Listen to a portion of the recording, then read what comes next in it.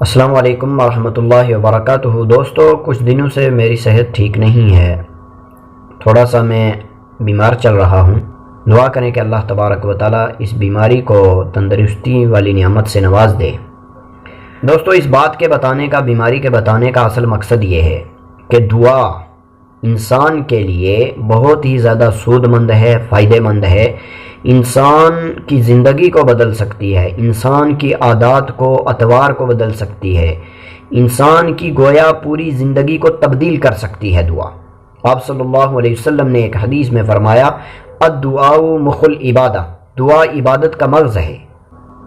اور قرآن کریم میں بھی اللہ تبارک و تعالیٰ نے فرمایا، اجیب دعوت الداعی اذا دعانی، کہ میں دعا کرنے والے کی دعا کو قبول کرتا ہوں جب وہ مجھ سے دعا کرتا ہے۔ اس کے اندر اب چند آداب یاد رکھیں کہ دعا کرنے کا طریقہ کیا ہے۔ نمبر 1 پر دعا کرنے سے پہلے آدمی کو دو زانوں بیٹھ جانا چاہیے، اپنے دل کو حاضر کر لینا چاہیے۔ نمبر 2 پر دعا کرتے ہوئے اپنے ہاتھوں کو جوڑ کر کندھے سے نیچے اٹھا لینا چاہیے۔ نمبر 3 پر دعا کرتے ہوئے آسمان کی طرف نگاہیں نہیں اٹھانی چاہیے۔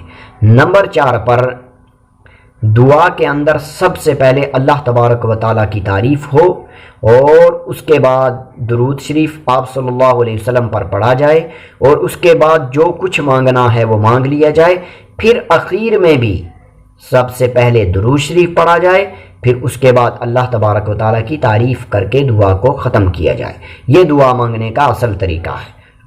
تو دوستو، اگر اس طریقے سے ہم دعا مانگیں گے، اللہ تبارک و تعالیٰ سے اپنی حاجات کو، ضرورتوں کو مانگیں گے، تو اللہ تبارک و تعالیٰ ہماری دعاؤں کو قبول کریں گے۔ ہم کبھی کبھار کیا ہوتا ہے کہ ہم سیدھے طریقے سے، یا جو ادب ہے دعا کے مانگنے کا، اس طریقے سے نہیں مانگتے تو ہماری دعائیں قبول نہیں ہوتی۔ ہم سمجھتے ہیں کہ ہماری دعائیں قبول ہی نہیں ہوتی، حالانکہ کوئی بھی ایسی دعا نہیں ہے جس کو اللہ تبارک و تعالیٰ قبول نہ کرتے ہوتے۔ تو آپ سے گزارش ہے کہ دینی پیغامات کو آگے دوستوں تک ضرور پہنچائیے۔